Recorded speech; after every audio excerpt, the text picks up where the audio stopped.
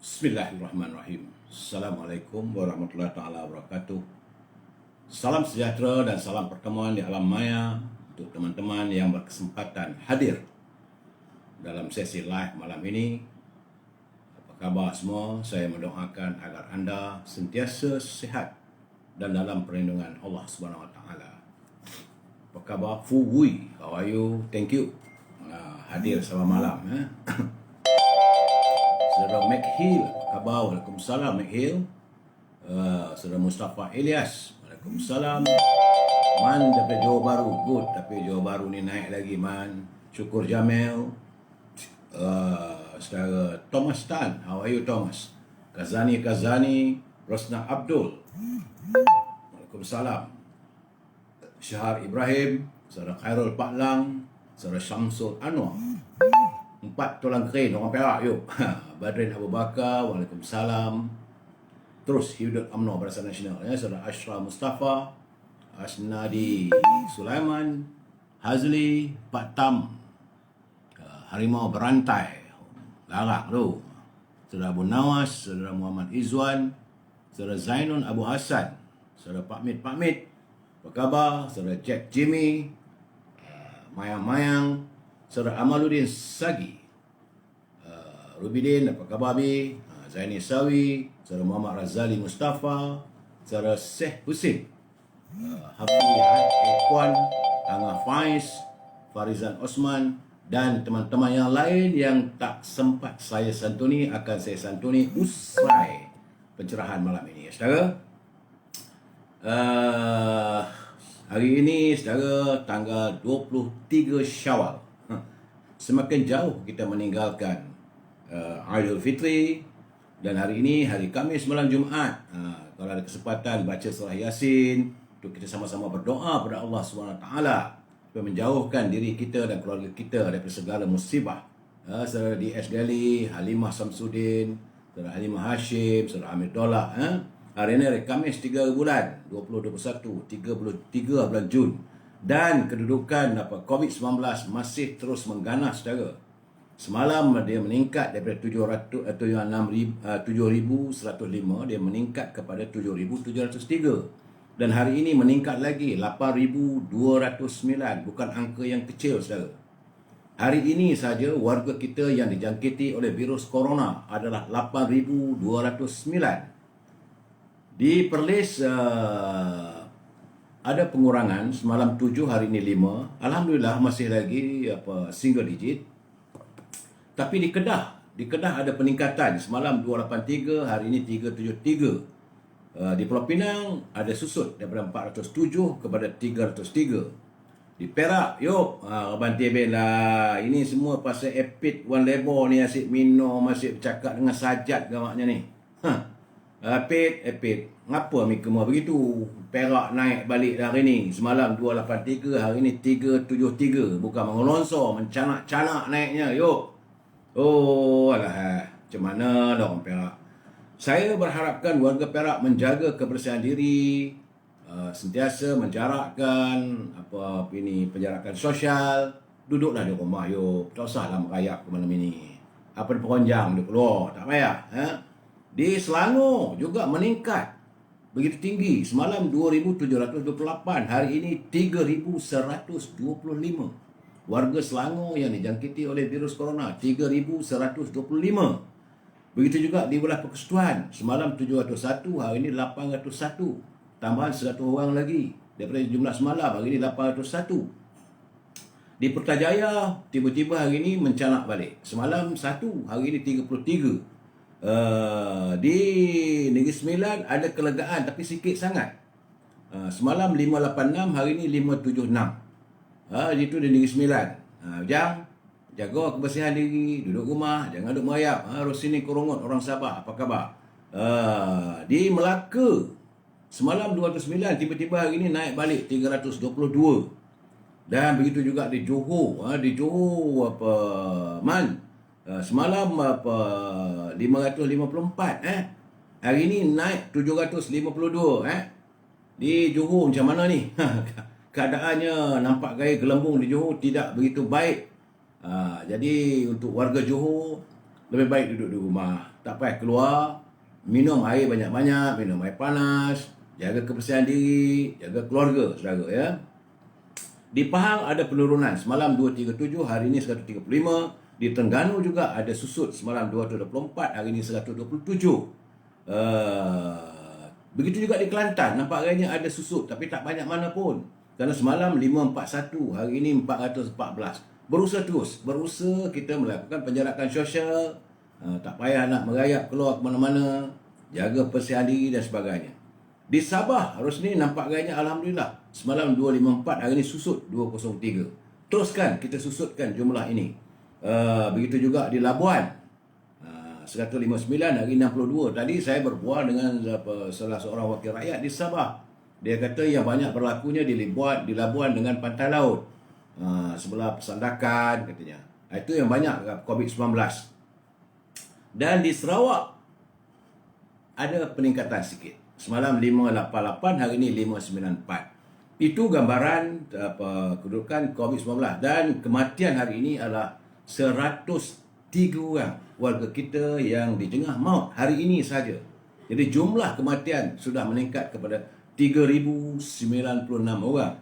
Warga kita, warga yang terkumpul, ya Datuk Yunus. Waalaikumsalam. Keadaan ni nampak macam mana tu? 103 hari ini menemui ajal kesan daripada virus corona. Sedangkan saudara daripada di England daripada selama ni daripada 610 orang harian meninggalnya, tetapi hari ini tidak ada, zero. Hari ini di England kosong, tidak ada sifar lah, tidak ada kematian dan jangkitan virus corona juga begitu kurang, hampir sifar. Semua ini sejak Mac 2020, all because 74. Berartinya disebabkan oleh 74.9% penduduk di England telah pun melaksanakan vaksinasi vaksin ya. Jadi itulah kesannya bila semua rakyatnya sudah dapat vaksin, dapat COVID-19, maka negara tersebut tak ada lagi lah rakyatnya nak keluar mana pun bebas. Mereka sudah mula bebas daripada jangkitan virus corona. Sedangkan kita hari ini, semalam sebuah kilang elektronik di Batu Berendam telah pun diarahkan ditutup sepenuhnya selama 1 minggu. Semua ini adalah berikutan penularan mendadak wabak COVID-19. Menurut pengurusi Tangkuasa Kesihatan dan Antidadah Negeri Datuk Rahmat Mariman, dia kata jumlah keseluruhannya pekerja-pekerjanya 299 pekerja di kilang tersebut, kilang elektronik di Batu Berendam, dijangkiti wabak virus corona. Jadi bagi saya bukan seminggu, patutnya tutup 21 hari. Wabi, bukannya seminggu wabi, tutup 21 hari. Kerana arahan penutupan serta-merta itu membolehkan Jabatan Kesihatan Negeri menjalankan siasatan lanjut punca penularan wabak selain mengesan kontak rapat yang pernah berhubung dengan pekerja kilang berkenaan. Itu yang dilakukan. Dan beliau juga menyatakan bahawa pusat pentadbiran Kerajaan Negeri Melaka di Kompleks Seri Negeri juga diarah ditutup selama seminggu bermula 31 Mei lalu, mula 2 hari lepas, kerana sehingga hari ini sudah 7 kes positif virus corona di Seri Negeri. Jadi kepada warga Melaka, kalau boleh tak payah berurusan untuk setakat hari ini. Tambahan pula pejabat pun ditutup. Dia duduk di rumah orang Melaka. Jadi sekarang ni saudara, kita kena berhati-hati. Sekarang ni musim panas. Banyak minum air. Bahang terus memijal sebagaimana yang saya katakan. Cuma menurut saudara Azmi tadi, dia mempersoalkan, dia kata kenapalah statistik kematian tidak memperincikan tentang kematian mengikut usia untuk bangsa dan daerah serta negeri. Kenapa perlu disembunyikan? Rakyat perlu tahu. Dan ini saya suarakan supaya Kementerian Kesihatan dapat memperincikan jumlah sebenar warga kita yang dijengah maut kesan daripada virus corona. Dia punya jantina, lelaki, perempuan, usia dan sebagainya. Ini sebagai rakyat nak tahu. Hanya sekadar bagi tahu hari ini 103 saja tidak cukup, tidak memadai ya saudara. Sebab dalam waktu begitu saya menerima satu kiriman yang amat menyentuh perasaan saya. hari ini dalam media sosial, dalam YouTube, iaitu bagaimana sekumpulan anggota polis waktu mereka sedang berkhidmat bertugas, tiba-tiba hujan ribut dan mereka cuba untuk menjaga kemah tempat mereka berehat sekejap, lencun semua. Saya rasa sedih. Begitulah susahnya frontliner kita yang menjaga keselamatan. Mereka berhujan, berpanas, melupakan anak-anak, isteri di rumah, bertugas demi untuk negara dan rakyat. Sebab itu saya katakan berkali-kali, bila kita ditahan oleh pegawai polis ataupun anggota pasukan keselamatan, minta kita berhenti, kita berhenti. Kena berikan senyuman, galakkan mereka supaya mereka juga bersemangat untuk berkhidmat terus secara jujur. Ini tidak. Saya lihat dia sedih, saya tengok. Lencun selencun-lencunnya.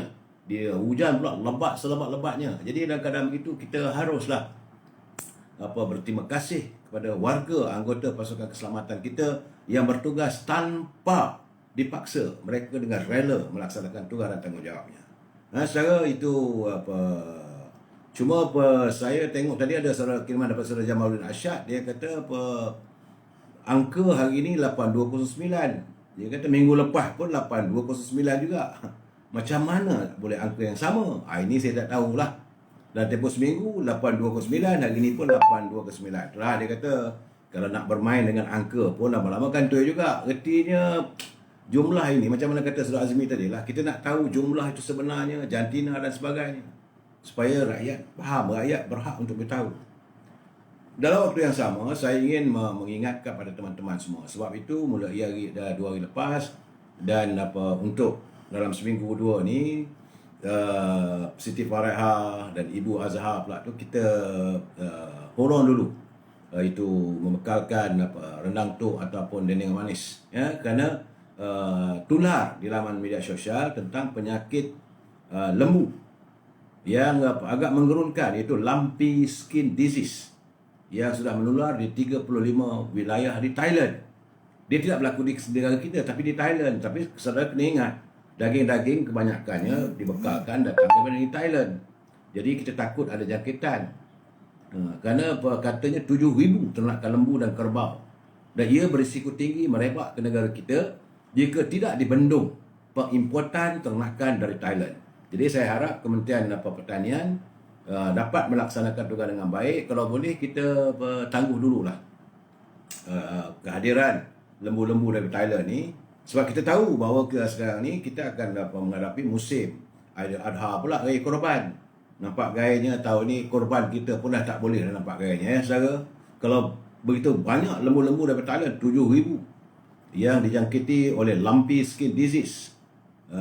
Jadi kabarnya pula sudah ada 1-2 kes di Perak. Mungkin lembu tersebut datang daripada Thailand. Jadi penyakit ini disebabkan oleh Capricorn virus yang menyerang organ dalaman binatang tersebut dan kulit-kulit binatang. Jadi mengelembung dan berair. Ia juga boleh berjangkit pada manusia sama ada melalui gigitan nyamuk, kutu, lalat ataupun kita terhidup udara berkaitan dengan lembu-lembu yang berjangkit. Jadi harap kita berdoa supaya ini tidak menular. Ya, kekhawatiran saya terutama di Perak dan juga di Kedah serta di Kelantan. Ini negeri yang berhampiran dengan sempadan Thailand. Kalau boleh kita tak payahlah makan daging untuk saudara waktu ni. Banyak lagi kita boleh ada ayam, ikan dan sebagainya. Ini saya memberi penjelasan ini bukan untuk membuatkan orang takut, tidak, tapi mengingatkan. Bila ada laporan, saya harus memberi laporan. Sebab itulah dalam media sosial saya tengok menggerunkan juga, saudara. Dalam waktu yang sama, saya nak ambil masa sedikit untuk saudara ini, sebab saya nak menjelaskan itu adalah tentang 25 soal jawab. Ini yang dikirimkan kepada saya petang tadi oleh sahabat saya, saudara Muhammad Azmi daripada Kelantan. Dia kata berikutlah 25 soal jawab mengenai vaksin. Jadi ini adalah perkara-perkara penting yang perlu kita tahu. Jadi persoalan ini adalah yang dicatatkan oleh saudara Fahmi Hassan, itu pegawai farmasi Kementerian Kesihatan. Ini semua untuk membantu kita sebagai guidance tentang 25 persoalan yang sering menjadi keraguan orang ramai. Dan beliau memberi jawapannya. Jadi kita cuba saudara hadamkan saudara ya. Saya minta maaf ambil masa sedikit untuk menjelaskan lagi ini, saya rasa penting. Sebab ini untuk kita mengetahui keadaannya. Jadi soalan pertama ialah perlukah kita makan Panadol sebelum suntikan? Jawapan kepada pakar ialah tidak perlu. Dan jawapan kedua, saya pernah menjadi pesakit positif COVID-19. Jadi berapa lamakah baru saya boleh disuntik? Jadi mengikut pada pakar tersebut adalah dalam tempoh selepas 3 bulan, antara 4 hingga 6 bulan. Jadi kalau saudara pernah dijangkiti COVID, beritahu pegawai yang nak memberikan vaksinasi itu bahawa saudara pernah dijangkiti dan mesti diundurkan, dijarakkan kepada 3 atau 6 bulan. Kemudian, saya ada darah tinggi dan kecil manis. Bolehkah saya mendapat suntikan vaksin? Jawabnya, boleh. Tetapi dengan penilaian doktor yang merawat atau di pusat pemberian vaksin atau di PPB. Tapi kena nyatakan, saya ada kecil manis. Jangan selalu diam saja. Kemudian soalan yang keempat, dia kata, saya ada sejarah alahan ubat. Ini sering kali berlaku. Ada orang tak boleh tahan dengan penicillin, makan Panadol pun tak boleh, Paracetamol pun tak boleh. Jadi dia kata saya ada sejarah alahan ubat ataupun makanan. Bolehkah saya disuntik oleh vaksin? Jawabnya boleh. Tetapi dengan penilaian daripada pegawai perubatan yang ada di pusat melaksanakan suntikan vaksinasi. Tapi saudara kena bersedia, kena bagi tahu. Jangan saudara diam aja. Sedangkan saudara alah. Kemudian saya menerima arahan kuarantin akibat kontak rapat. Ini ada soalannya. Saya ada menerima arahan untuk kuarantin akibat kontak rapat. Adakah saya boleh datang untuk menerima suntikan? Jawabnya, tidak boleh. Kalau anda dikatakan ada kontak rapat yang mereka mengalami jangkitan virus corona, jadi anda tak boleh pergi ke tempat pusat vaksin dan minta dijadualkan semula tarikh anda menerima vaksinasi. Kemudian saya ada makan ubat pencair darah. Adakah saya boleh disuntik? Selalunya ini orang yang sakit jantung. Orang yang selalu sakit jantung dia akan makan ubat jenis mencairkan darah. Jadi jawapannya adalah boleh kita melaksanakan vaksinasi, tetapi beritahu pada doktor dan menurut penilaian mereka. Kemudian saya adalah ibu hamil. Ini selalu bertanya. Saya adalah ibu hamil. Adakah saya dibenarkan untuk menerima suntikan vaksin? Jawabnya tidak boleh. Kalau anda hamil, tak boleh. Setakat ini hanya vaksin Pfizer saja yang boleh untuk beberapa keadaan. Jadi beritahu pada, mungkin kadang-kadang tak nampak perut anda, ini untuk komunitas, tak nampak. Dia nampak sikit sangat, dia tak tahu. Tapi kena bagi tahu, saya sedang hamil. Hamil sebulan ke, 2 bulan ke, 3 bulan ke, kalau dah 6 bulan tu nampak. Bagi tahu pada mereka, saya sedang hamil. Jadi hendaklah dianjakkan. Bukan nak cakap politik, sekejap lagi waktu saya nak balun nanti kau nak kacau-kacau lah. Ini penerangan, penjelasan supaya rakyat tahu. Ini marah lah rasanya. Jadi bagi ibu-ibu yang hamil tidak boleh menjalankan vaksinasi. Beritahu pada pegawai. Kemudian saya adalah seorang ibu yang sedang menyusukan bayi. Jadi ibu baru melahirkan anak, masih susu ibu. Apakah bolehkah saya menerima vaksin? Jawabnya boleh. Tapi yang melibatkan vaksin Pfizer dan AstraZeneca saja. Jadi penjelasan lanjut boleh didapatkan daripada tempat PPV. Kemudian saya sedang mencuba untuk mengandung. Bolehkah saya disuntik? Dia sekarang ni kadang orang susah nak dapat anak. Tiba-tiba ada kesan-kesan yang boleh mengandung. Saya sedang mencuba untuk mengandung. Bolehkah saya disuntik? Jadi ini juga perlu mendapat penjelasan daripada pegawai. Nak kata boleh ke tak boleh, kena tanya pegawai perubatan. Kemudian saya tidak demam selepas vaksin. Tapi apakah ia normal atau tidak? Jadi selalunya bila saudara dah disuntik, tiba-tiba anda tak demam. Apakah ia normal? Jawabnya normal. Jangan pula sehati pula. Ada setengah orang lepas disuntik tak ada apa-apa, sehati pula. Adakah tak betah dengan ubat itu? No. Jadi artinya kalau biasa okey, tak ada apa-apa masalah, normal. Kemudian berapa mililiter suntikan akan diberi?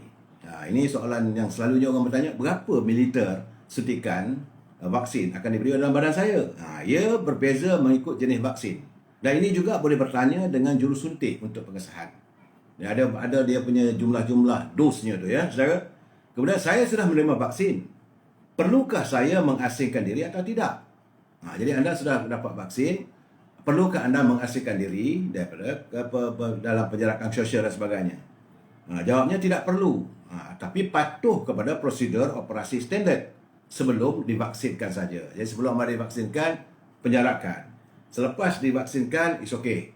Tujuannya pun adalah untuk melindungi diri anda dan supaya tidak mudah berjangkit dengan orang lain.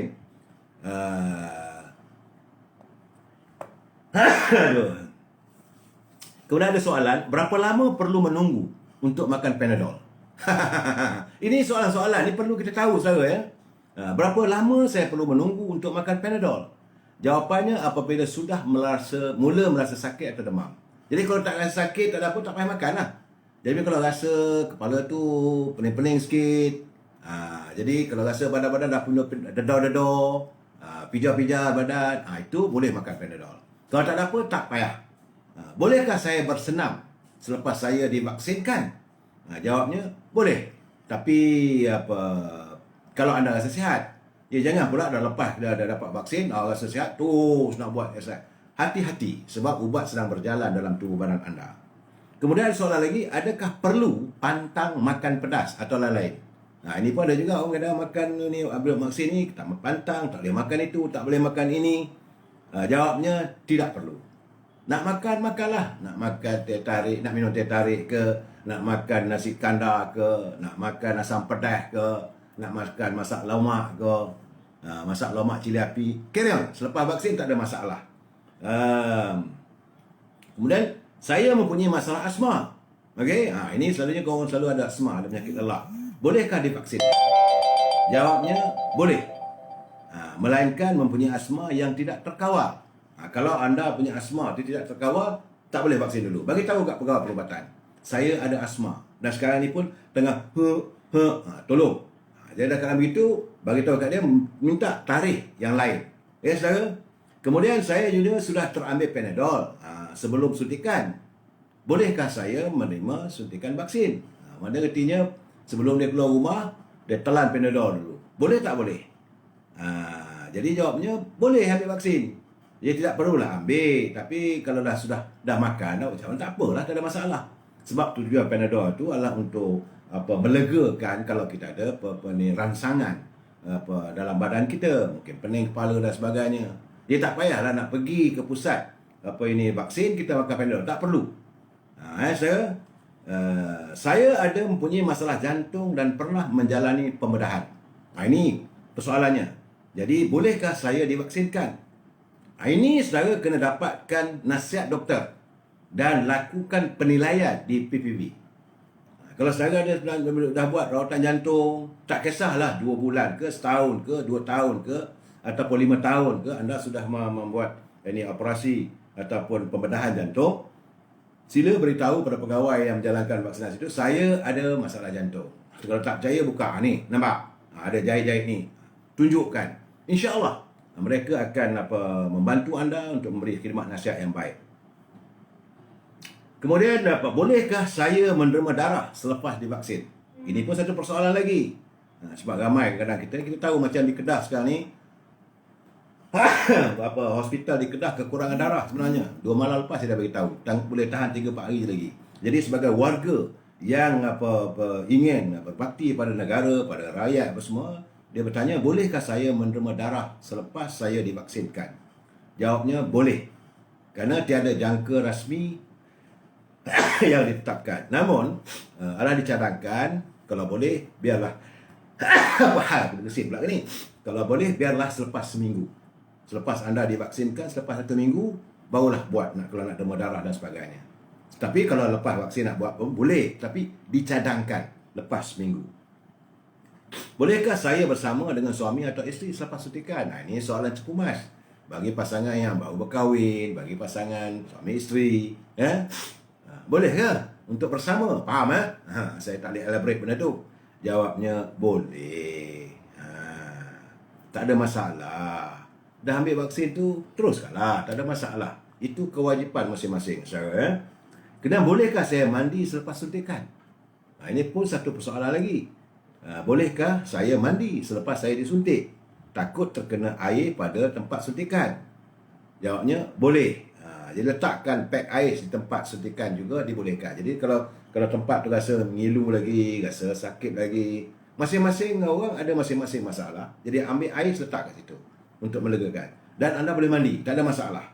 Bolehkah saya makan vitamin atau suplemen sebelum atau selepas suntikan? Saya beri setara macam ambil makan vitamin C ke, vitamin B kompleks ke untuk orang yang dewasa yang berusia 50-60 tahun. Boleh ambil. Tak ada masalah. Nanti dulu Saudara Musyarim, resdung ni di bawah kawan di mana ni saya tak jumpa lagi.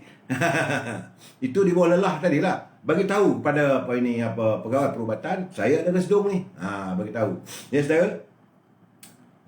Jadi kalau saudara makan vitamin C ke vitamin apa semua sebelum suntikan atau selepas suntikan, jawabnya boleh. Kalau tidak tahu positif COVID semasa dapat vaksin, adakah ia berbahaya? Jadi kita tak tahu sama ada kita ada positif atau tidak dalam ni.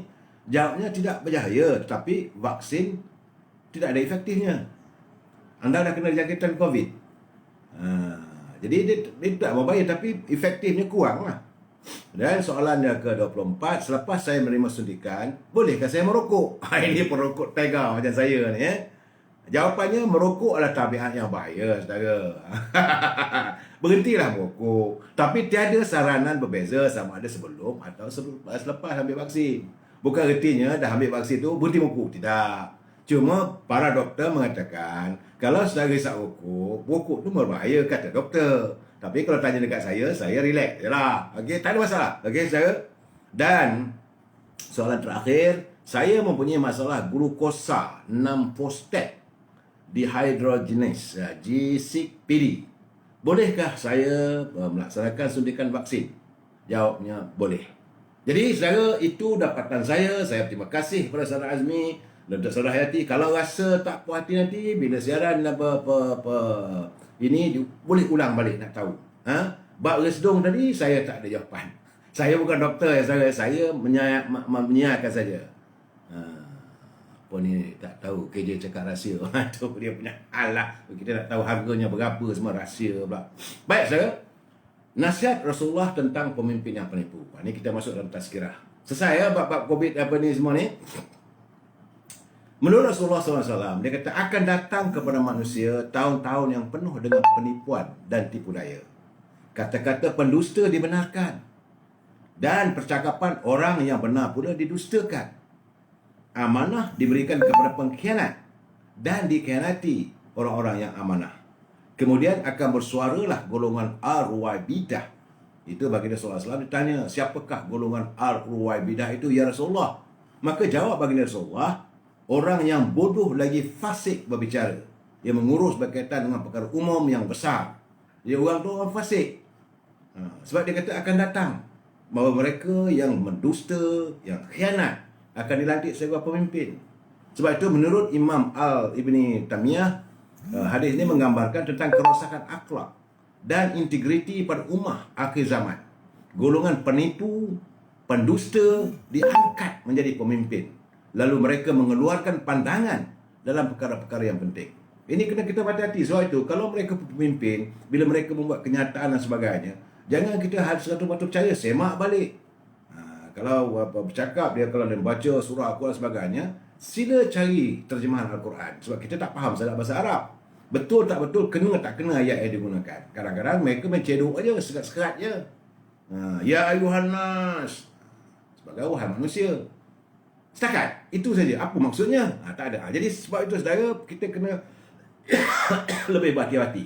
Dalam hari ini juga Rasulullah mengingatkan kita tentang kemunculan golongan yang dipanggil Ruwaibidah, iaitu golongan yang jahil lagi fasik, yang memberikan pandangan tentang urusan yang besar. Jadi baginda betul pesan kepada kita bahawa kepimpinan ini adalah amanah. Dan sekiranya amanah diberikan kepada golongan yang salah, maka ia akan membawa kepada kemusnahan dan kerosakan. Sebab itu bila kita nak lantik pemimpin, kita pastikan orang itu betul-betul amanah. Kalau orang tak amanah lantik kepada pemimpin, maka anda mendekatkan diri dengan kerosakan. Saudara Rizal Said, saya macam kerajaan PN, hampir-hampir. Kena sabda baginda Rasulullah lagi, sekiranya satu amanah itu disisirkan, maka tunggulah akan berlaku kiamat, itu kerosakan. Lalu sahabat bertanya, apakah yang dikau maksudkan dengan mensisihkan amanah itu, duhai Rasulullah?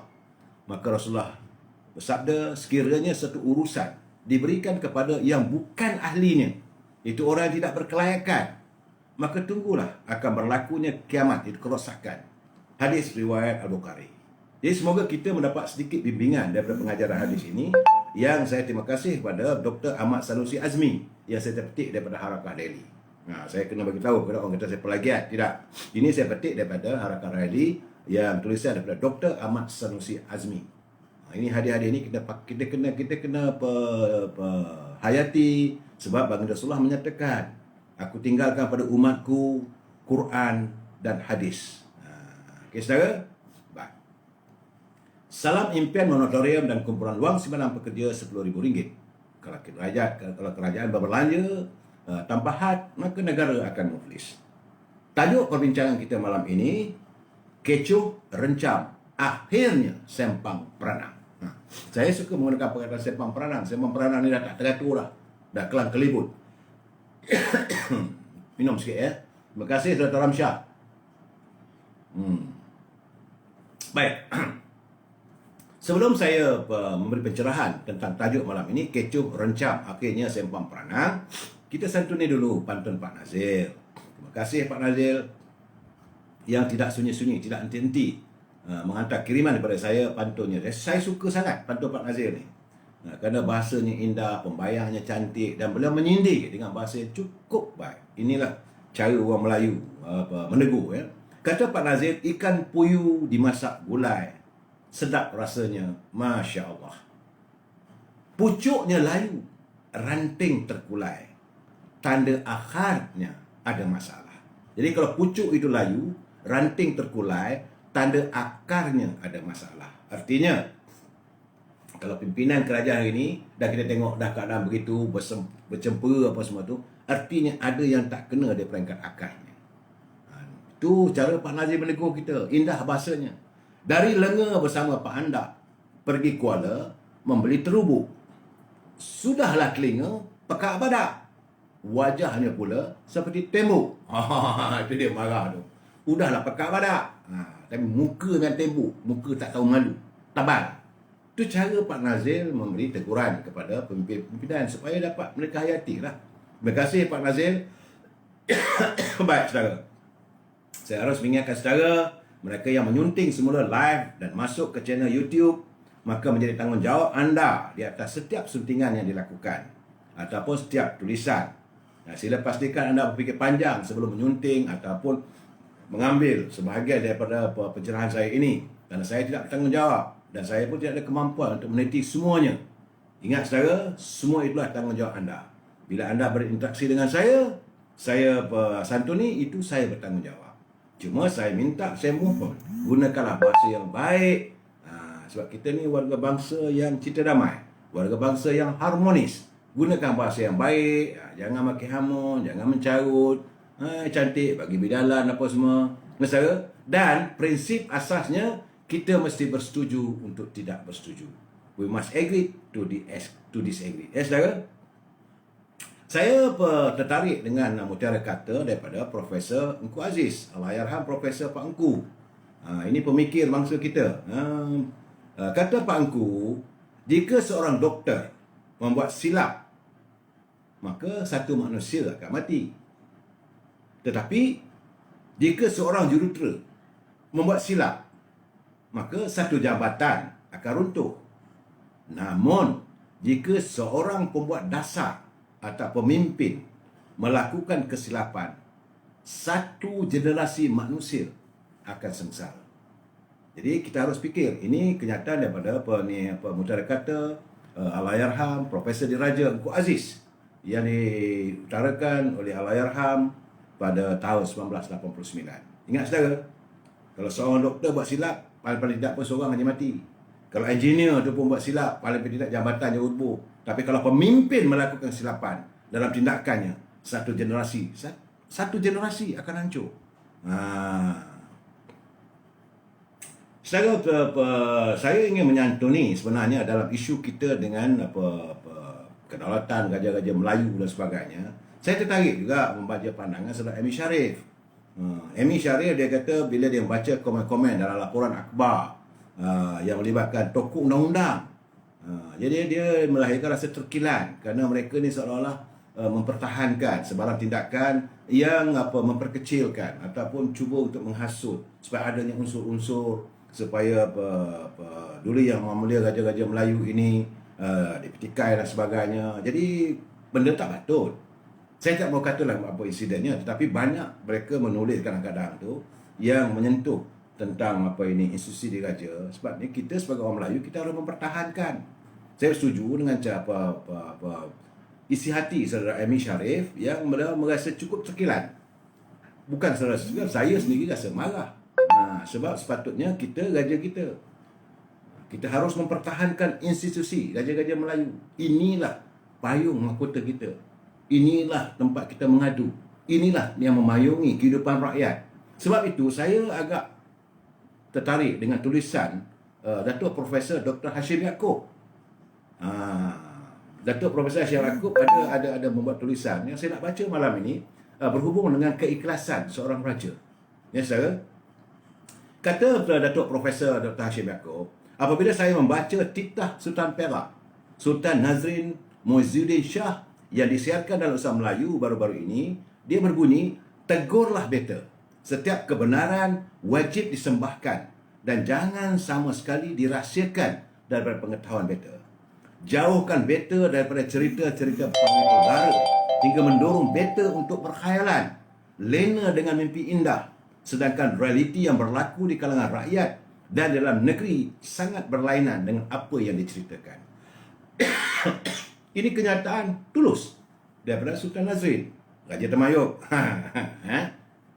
Jadi kata Profesor Dr. Hashim, menatap titah ini secara spontan, saya rasa kasih dan sayang dan taat kepada Baginda membanjiri sanubari saya.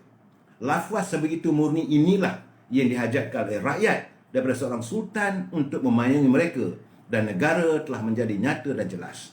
Tuanku Sultan telah pun bertitah sedemikian, maka saya gialah, dia kata, sekalian rakyat menjunjung kasih kepada keikhlasan yang datang daripada hati Baginda untuk memerintah negeri. Apabila Sultan dan rakyat sudah dianugerahkan kebijaksanaan oleh Allah SWT untuk mengerti akan tanggungjawab masing-masing seperti yang telah berlaku, maka pastilah negara akan berada dalam keadaan sejahtera dan aman. Inilah sifat pemimpin yang terpuji dan direstui. Dan membaca titah Sultan Nazrin bertajuk Tegurlah Beta, ya, kata Profesor Hashim tadi, saya lalu teringat kepada beberapa kisah bagaimana junjungan besar kita Nabi Muhammad SAW sanggup menerima teguran daripada orang di bawahnya mengenai perlakuannya sekiranya perlu.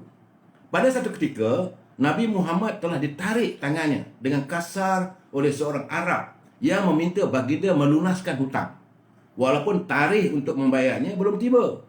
Jadi melihat peristiwa itu, Saidina Umar radhiyallahu anhu menghunus pedangnya lalu memarahi lelaki Arab itu. Namun Rasulullah SAW bersabda, "Wahai Umar, sepatutnya engkau menegur aku supaya aku membayar hutangnya, dan menegur dia supaya meminta hutangnya daripadaku dengan cara yang baik." Kisah ini mengajarkan kita bagaimana Rasulullah mendidik kita. Jadi di sinilah kita lihat bagaimana Rasulullah SAW meraihkan teguran. Dan kemudian pada tahun 6 Hijrah, dalam peristiwa berlakunya Perang Khandaq di Madinah, antara kaum muslimin yang kecil bilangannya dengan kaum musyrikin yang sangat besar. Jadi Rasulullah tersangat pasti apa yang harus dilakukan untuk berhadapan dengan musuh yang sangat besar. Kemudian datang seorang pemuda bernama Salman Al-Farisi. Dia memohon untuk memberi pendapatnya supaya dibuat parit di sekeliling kota Madinah sebagai kubu pertahanan. Baginda Rasulullah SAW tidak sombong, tetapi telah menerima nasihat Salman Al-Farisi itu. Pihak muslimin akhirnya menang dalam peperangan itu. Jadi sifat Rasulullah yang sanggup menerima nasihat dan pandangan pengikutnya amatlah terpuji dan patut diteladani. Kisah ini adalah tepat di dalam surah Al-Ahzab. Jadi Tuanku Sultan Nazrin juga telah menzahirkan kenyataan. Kata titah Baginda, beta amat insaf akan kata-kata yang terkandung dalam sumpah jawatan yang beta telah zahirkan. Ia adalah ikrar perjanjian beta dengan Allah SWT. Ia adalah amanah dan tanggungjawab yang amat berat. Meletakkan better dengan accountability baik di dunia, lebih-lebih lagi ketika berhadapan dengan Tuhan Rabbul Jalil pada hari kebangkitan di mahsyar nanti. Sembah maklumkan, kata tuanku, sembah maklumkan kepada better perkara yang benar. Biarpun pahit sekalipun ataupun betapa berat untuk lidah mengucapkannya. Semoga ahli-ahli Dewan Negara akan membantu better. Ini dia baginda bertitah di Dewan Negara Perak. Semoga ahli-ahli Dewan Negara akan membantu better dengan segala keikhlasan dan kejujuran agar better dapat menyempurnakan amanah dan tanggungjawab dengan adil lagi saksama. Ya, saudara, titah sultan itu sangatlah dinanti-nantikan, dihargai oleh rakyat. Institusi raja akan kekal relevan sekiranya inilah ikrar dan sumpah raja-raja Melayu. Tuanku Sultan Nazrin turut berdoa memohon untuk sentiasa dikurniakan panduan daripada ilahi dan memohon segala petunjuk dan bimbingan ke jalan lurus. Maka bertambahlah junjungan kasih rakyat kepada baginda. Daulat dirgahayu tuanku, seluruh rakyat mendoakan agar tuanku kekal bersemayam di atas singgasana bersama tuanku Zahra Salim, Raja Pemasih Perak, memerintah dan memaingi rakyat dan negara dengan adil dan saksama. Ini penulis ini adalah sebab beliau adalah sebagai Naib Chancellor Universiti Malaya. Dan saya melihat begitu, saya terkesan. Sebab itu jangan sekali kita memperkecilkan institusi Raja-Raja Melayu. Mungkinlah ada orang tak suka. Bagi saya, Sultan saya, daulat tuanku. Sultan teman yo. Ya pasti. Kemudian saya satu benda je bila kita tengok itu cara baginda Pusat Aziz. Ini di Melaka ni pula ni. Saya dapat kiriman daripada saudara Adil Pak Nek. Ini masalah besar ni. Kata Pak Adil Pak Nek, pimpinan UMNO di Melaka. Ini tu hal dia. Dia kata pimpinan UMNO dikatakan tidak kelihatan menyantuni rakyat saat-saat kita mengalami lockdown. Dia tidak seperti Datuk Azalman di Perlis. Dua-dua negeri bersatu dah sama besar. Apa Melaka pun kecil, Perlis pun kecil. Dia buat perbandingan dengan negeri yang kecil. Dia tak adalah nak buat perbandingan negeri besar macam Selangor dan sebagainya. Perlis dengan Melaka, sesama kecil dia kata. Jadi tidak seperti Datuk Azlan Man di Perlis yang menyantuni rakyatnya. Kabarnya panggilan telefon juga tidak berjawab. Bukan hanya di kalangan wakil rakyat, bukan hanya di kalangan pemimpin, menteri besar pun tak jawab. Jadi bagi saya ingin menegur kepada pemimpin harus ingat bahawa rakyat perlu disantuni dan bukan dijadikan musuh. Hati rakyat jangan dikecilkan. Nanti bila tiba musim raya, pasti ada yang padah menanti. Jadi kepada sahabat saya, Yang Amat Hormat Datuk Sulaiman, kenang-kenangkanlah janji kita bersama dulu bahawa saudara akan berbakti untuk rakyat Melaka. Saudara akan menabur bakti dan kenang-kenanglah juga apa yang berlaku sebelum pilihan raya umum yang ke-14 dulu. Kenapa Melaka yang begitu pesat membangun? Kenapa Melaka yang begitu hebat warganya, yang still boleh lari meninggalkan kita? Saya tak mau menyerahkan duka lama. Tapi ingatlah, Yang Amat Berhormat Datuk Seri Sulaiman, sebagai Ketua Menteri Melaka dan gandengan saudara dengan Datuk Ali Rastam sebagai Tuan Yang Utama. Datuk Ali Rastam juga asalnya daripada orang politik. Santunilah rakyat Melaka. Jangan dibiarkan mereka dalam keadaan saat-saat begini. Saya bila terima beberapa cerita ni, saya terus siarkan kerana saya kata ini penting. Kita harus menegur pemimpin. Saya tak kisah. Walaupun datang dari parti saya sendiri. Saya akan tegur tambah-tambah lagi kalau pimpinan itu datang dari parti. Saya tak tahu sama sejauh mana benar atau tidak. Tapi bila ada kiriman begitu, tentulah adanya. Sebab kabarnya bahawa telefon pun tak berangkat. Apalah salahnya? Rakyat dalam saat-saat begini tak ada tempat mereka mengadu. Melainkan kepada wakil-wakil rakyat, pimpinan parti-parti. Jadikanlah UMNO ini sebab parti naungan rakyat di negeri Melaka untuk mereka mengadu hal. Jangan pula kita merasakan bila rakyat menghubungi kita, nak minta duit lah. Jangan fikir begitu. Mungkin banyak masalah yang kita tak tahu. Jadi santunilah. Arahkan pimpinan di peringkat bahagian-bahagian di Melaka. Sama ada dia ketua bahagian, dia timbalan ketua bahagian, naib ketua bahagian, ketua pemuda, ketua wanita, ketua puteri dan jawatan kuasa di seluruh negeri Melaka. Arahkan supaya mereka sentiasa membuka talian telefon untuk rakyat dapat menghubungi mereka dengan mudah. Biar rakyat ada akses. This is the best time untuk kita memperlihatkan bahawa sebenar-benarnya macam saya katakan berkali-kali, UMNO adalah parti perjuangan. Perjuangan UMNO tidak lain tak bukan untuk rakyat. Dari rakyat untuk rakyat. Jangan adanya kadang-kadang yang bukan-bukan. Jadi kita jangan jadi macam mana di sebuah negeri di Pantai Timur. Ada satu negeri di Pantai Timur, saya tak nak sebut nama lah. Heboh dalam internet. Sudah ada sebut maki-memaki. Anak seorang pemimpin besar di negeri Pantai Timur. Dia boleh menyiarkan tulisannya dalam media sosial. Dia boleh kata rakyat itu sampah. Saya dengar begitu, tapi mereka bukan daripada kita ni parti-parti tok lebay. Anak sendiri pun dia tak boleh nak didik. Macam mana? Saya tak maulah benda yang berlaku di Melaka. Anak sendiri tak boleh didik bila anaknya merasakan bahawa rakyat itu sampah. Ada hashtag lagi. Rakyat sampah. Hebat sangat ke bapak kamu jadi pemimpin besar? Ya, jadi apakah ini model? Apakah ini budaya Islam yang menganggap rakyat sama-sama manusia sampah? Betul lah sekarang ni bapak kamu jadi pemimpin besar. Satu ketika nanti kamu kena ingat. Bila datang musim pilihan raya umum nanti, kamu tahulah untuk nasib kamu. Rakyat akan mengajar siapa sebenar sampah.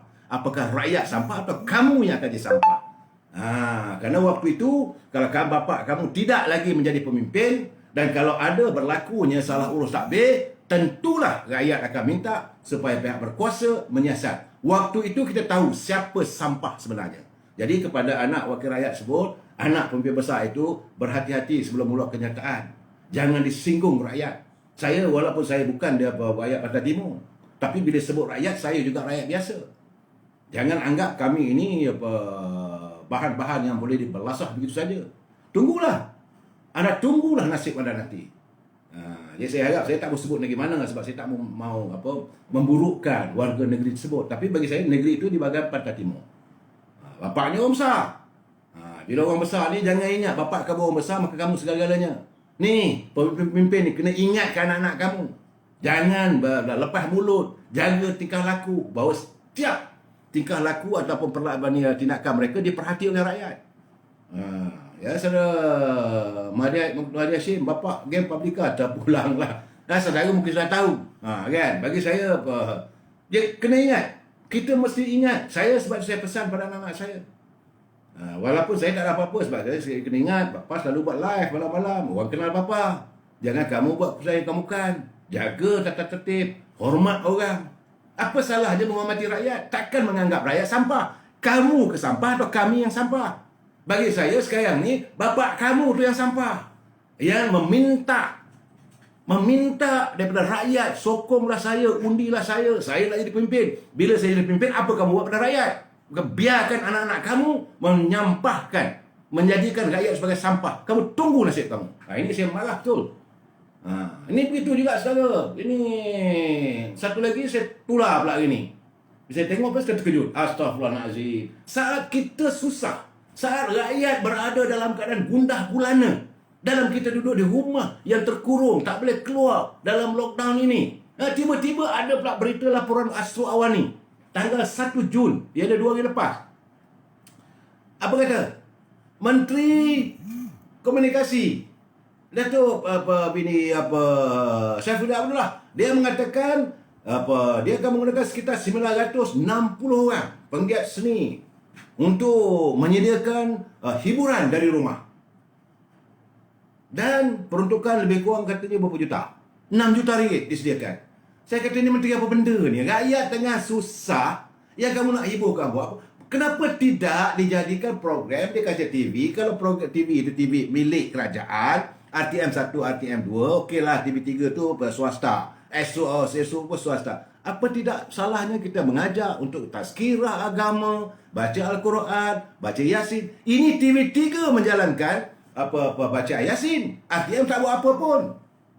Tiba-tiba nak buat hiburan dari rumah. 960 penggiat seni dengan bajet sebanyak 6 juta ringgit.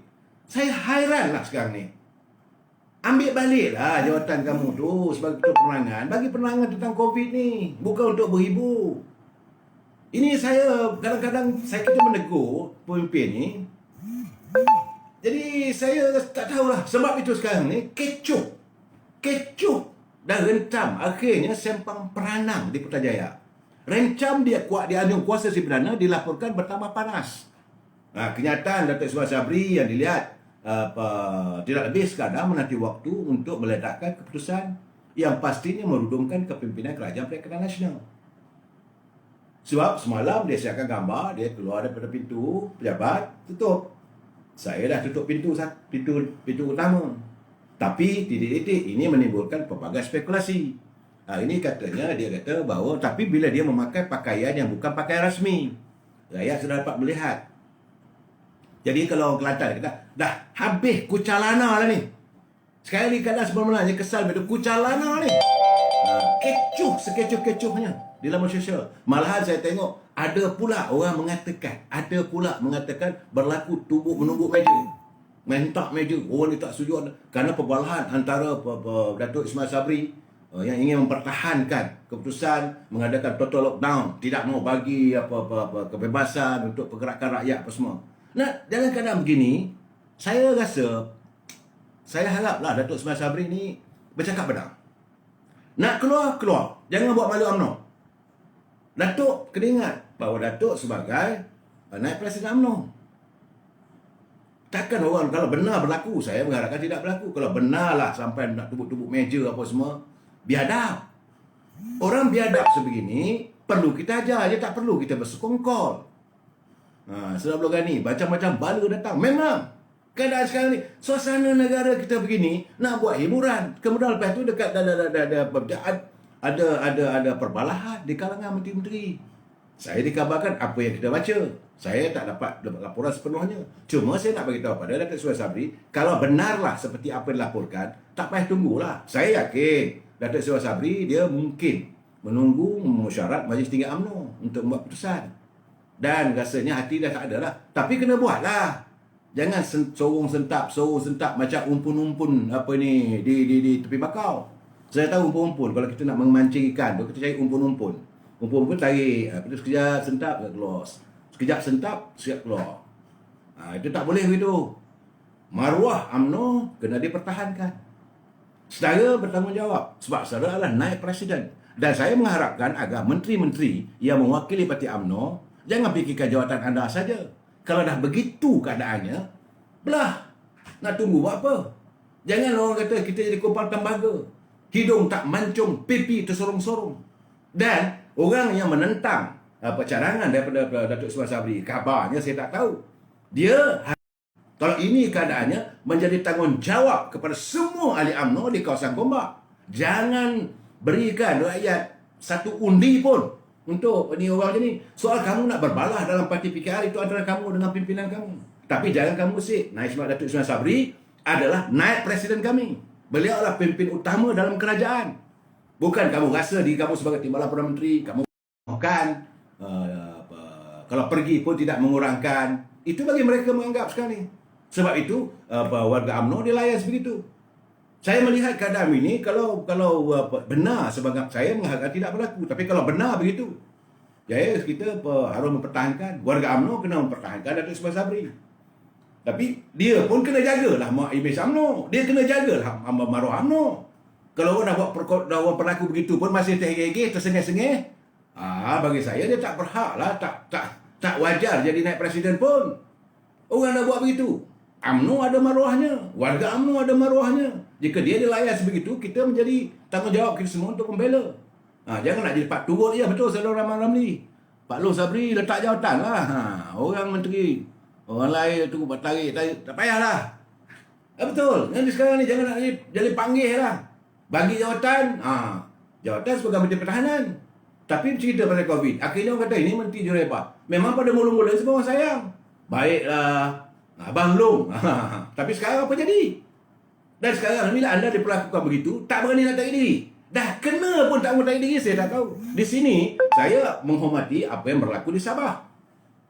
Hari ini keluar dalam Borneo Tribune dalam akhbar di Sabah. Di Sabah, saudara. Bung Mokhtar dia terus terang cakap, kenapa sekarang ini ketua menteri daripada parti PBM mahu menjadikan dirinya sebagai rubber stamp. Salute to you, Bung Mokhtar. Jadi sekarang ini Begitu Sabah turut melaporkan semakin tegang hubungan antara pimpinan bersatu dengan UMNO Sabah. UMNO Sabah mempunyai kuasa otonomi dan kita tak boleh kata jangan dan sebagainya, tak ada. Terpulang pada Bung Mokhtar. Dan ahli jawatan kuasanya. Kalau mereka merasakan sudah sampai masanya ini untuk menarik sokongan, tarik je, tak ada masalah. Malah sekarang ni, sebab itu saya dah bagi tahu minggu lepas lagi dah, ada berlaku pergeseran antara parti STAR dengan parti PBS. STAR ini dipimpin oleh Pak Menteri Jeffrey Ketingan. PBS ini diwujudkan oleh abangnya, iaitu Tan Sri Joseph Paring Ketingan. Dia dari dulu baru bertelagah tu. Jadi puak-puak dua ni bertelagah. Kabarnya bahawa sekarang ni bahawa PBS tidak senang hati. PBS ada 7 kursi. Kalau PBS melompat, ahli UMNO pun melompat, maka habis. Bye-bye. Sebab keadaan sekarang ni, sebab apa kata Bung Otak, dia kata dia tak mau jadi rubber stamp lah. Kerana tindakan Kementerian Kewangan, Kementerian Kewangan Negeri ini dipimpin oleh Ketua Menteri. Dia kata mengambil alih peranan Jabatan Kerja Raya. Datuk Bung Mokhtar sebagai Menteri, Timbalan Ketua Menteri yang menjaga portfolio Jabatan Kerja Raya. Di bawah Jabatan Kerja Raya itu ada sebuah syarikat, nama dia Kekal Mewah. Ini syarikat milik kerajaan. Kekal Mewah ini adalah untuk mengatur kerja, untuk menyelia dan memperbaiki serta menguruskan jalan-jalan raya di seluruh negeri Sabah. Jadi sekarang ini mungkin situ dilihat sebagai lubuk kewangan, mungkin. Maka syarikat itu diambil letakkan di bawah Kementerian Kewangan. Kementerian Kewangan sekarang ini Datuk Ajiji. Jadi Bung Mokhtar sudah tersinggung. Bagi saya, pada Bung Mokhtar, saya cakap macam mana saudara, macam mana dengan Datuk Ismail Sabri lah. Saya bukan nak jadi batu api. Kena jaga saya, kena ingat, kena hormati maruah UMNO. Walaupun saudara mempunyai kuasa otonomi, maruah UMNO kita pun terasa juga. Cubit per kiri, per kanan terasa. Kalau mereka boleh melakukan begitu pada Bung Mokhtar, apakah dari kurangnya mereka lakukan di Putrajaya. So, bagi saya hubungan kita dengan PBN, memang kita dah bagi tahu. Kita ada jeda waktu. Presiden UMNO pun dah buat pengumuman menyatakan selewat-lewatnya 1 Ogos. Ya, orang kata orang Melayu ni beradab lah. Okey, kita bagi you sampai ni tempohnya. Tapi kalau keadaan sekarang macam sekarang ni, tak perlu nak tunggu 1 Ogos lagi lah. Saya bukan nak jadi batu api, tapi cara mereka melayan kita, cara mereka membalas budi murni kita. Kita bercakap dengan baik. Apa yang dilakukan adalah untuk kebaikan rakyat. Kita menyantuni masalah yang ada. Bagaimana saya katakan tadi, negara sedang berperang. Jadi kita memberi cadangan supaya total lockdown. Dan kalau mereka mementingkan syarikat, tak nak tutup syarikat, mesti buka kilang dan sebagainya, itu biarlah mereka takbir. Itu bukan cara UMNO. Jadi kita keluar, tak payah kita fikirkan. Jangan fikirkan orang akan marah. Malah sekarang ini, bila bertambahnya penyakit COVID-19, rakyat pertama marah pada UMNO. Kamu ada kat dalam, kenapa kamu tak setuju berhenti? Oh, tak boleh lah sekarang ini di bawah MITI. Who is MITI? Rakyat akan bertanya begitu. Rakyat akan bertanya, siapa Azmin Ali nak mengarahkan Datuk Ismail Sabri? Dan orang akan bertanya, kenapa Datuk Ismail Sabri takut dengan Azmin Ali? Yang mana lebih penting? Pentingkan rakyat ataupun temping jawatan? Apakah kerana Azmin Ali sebagai timbalan Perdana Menteri? Apakah dia sebagai Menteri Kanan? Itu dia punya hal. Kalau sudah dibuat putusan total lockdown, Kementerian Dalam Negeri pun dah bersetuju, pihak ini Majlis Keselamatan Negara pun bersetuju total lockdown, kenapa nak dibuka pula kilang-kilang? Kenapa nak bercakap ini soal ekonomi dan sebagainya? We are in a state of war zone. Kena ingat, Yang Amat Berhormat Tan Sri Perdana Menteri mengatakan kita berada dalam suasana peperangan. Kita sedang berperang dengan COVID-19. Kita sedang berperang dengan virus corona. Dalam keadaan begini, apa lebih penting? Kita bukan soal duit, bukan soal ekonomi. Dan sebagaimana yang kita minta supaya 21 hari total lockdown. Apa yang ada, makanlah. Kalau tak ada duit sangat pun, apa yang ada pun kita makanlah. Sementara 21 hari. Selepas 21 hari, kita buka, kita tengok apa resultnya. Apakah peperangan kita berjaya? Apakah apa yang kita lakukan ini mencapai matlamat? Itu saja. Jadi tiba-tiba nak tunjuk kamu ada kuasa, kamu nak overrule Menteri Pertahanan. Dalam keadaan begini, cukup-cukuplah. Datuk Ismail Sabri, saya minta anda menjaga maruah UMNO. Kalau anda diperlakukan begitu juga dengan Bung Mokhtar. Jaga maruah UMNO.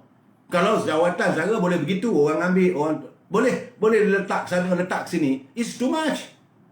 Saya bukan nak jadi batu api, tetapi saya harus menjaga martabat dan maruah. Saya adalah warga UMNO. Warga maruah saya tercabar. Apabila ada pemimpinan saya, dia perlakukan sebegitu. Dan saya bertambah marah kalau pemimpin saya duk enggih sana, enggih sini. Kalau ini saya mengatakan apakah pemimpin saya ini mementingkan jawatan. Ini Saudara Yazid